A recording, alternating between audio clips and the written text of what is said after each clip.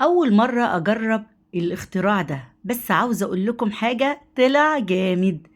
حبة كده حمص وبضاية وبصلاية، وتعالوا نعمل كده وصفة حكاية. سمي الله وصلي على رسول الله، وتعالوا كده نشوف فيديو النهاردة. اللهم صل وسلم وبارك على سيدنا محمد وعلى آله وصحبه أجمعين.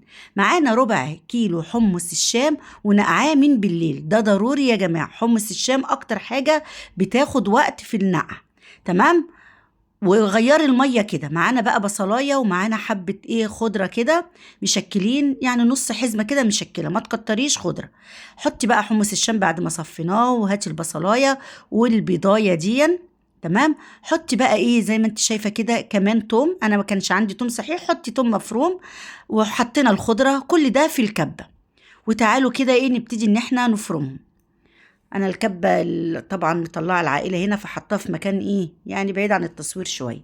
انا عاوزاك تفرميهم ناعم. طيب في الحاله دي لو حسيتي ان الكبه بتاعتك مش بتتحرك، البيضه بقى بتعمل لها برضو حركه كده، بتعرفي تفرميها كويس.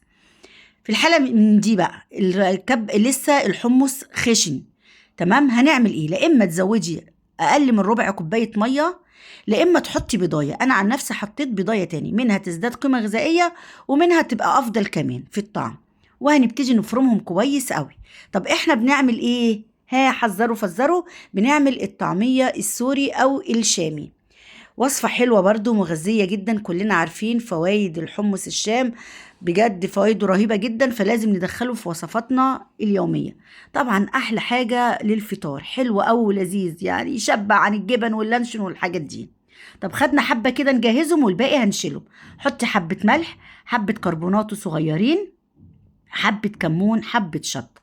طب أنا هنا هعملها لكم بطريقتين. هحطها في الإير فراير، اللي مش عاوز يقليها بنرش زيت خفيف كده. وهنقلي برضو حبة علشان اللي حابب يقليها. بس عاوزة اقول لكم حاجة، بصراحة المقلية ألذ من اللي هي بتاعت الاير فراير. انا بقول لكم وخلاص، بس في ناس مضطرة ان هي تاكل الحاجات كده يعني من غير قلية. طبعا بقية الكمية هتحطيها في الفريزر، وهنطلعها وقت الاستخدام بقى بعد يومين 3 اسبوع زي ما تحبي. بس قسميها بحيث ان انت تشيليها وتطلعيها على الاستخدام على طول. الجبن غالية، اللانشون والحاجات دي كلها مهما تاكلي منها ما تشبعش، ومش مفيدة طبعا زي البقول والحاجات المفيدة دي.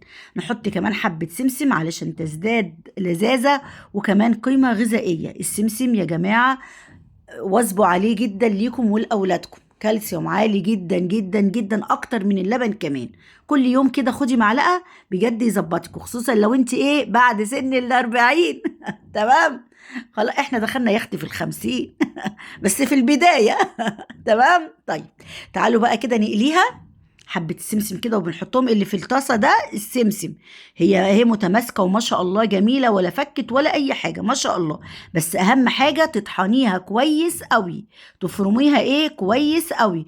وفي نفس الوقت ما تزوديش مية، علشان كده أنا حطيت بيض ما حطيتش مية. بس لو هتحطي مية أقل من ربع كوباية.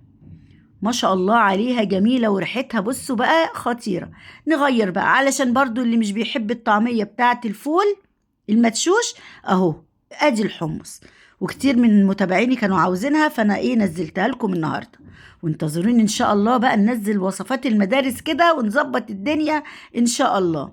شايفين الفوطه المبلوله بتخلي البوتاجاز يبرق، ولا كاننا قالينا ولا اي حاجه.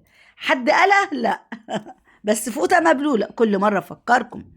ايوه، علشان البنات ما تجيش مثلا تقلدني تقوم حاطه فوطه ناشفه، لا قدر الله النار تمسك. ارجوكم خلي بالكم، فوطه مغسوله وحطيها وانتي بتقلي. بصوا بقى الجمال. دي المقليه، وادي اللي احنا طلعناها من اير فراير اهي، اوريها لكم برضو. بس عاوزه اقول لكم فعلا برضو المقليه ليها طعم خطير. وممكن تعملوها بالاختراع اللي احنا فردناها على العيش وحطيناها بمعلقتين زيت، فاكرين؟ جميله برضو جامده، كانها مقليه بس بتاخد زيت قليل وبيبقى طعمها حلو برضو. وادي بقى الكميه الباقيه، قسميها زي ما تحبي كده. انا قسمتها على كيسين، يعني شوفي الكميه اللي انتي حباها. وبططيها كده، لازم تبططيها علشان لما تطلعيها ما تاخدش وقت وتفك على طول اهو. وحطيها في الفريزر، وقت ما تحبي تفطري اعمليها. يا سلام بقى كمان لو في كرات تحطي عليها، الله بجد خطيرة. ما تنسيش اللايك والمتابعة، والسلام عليكم.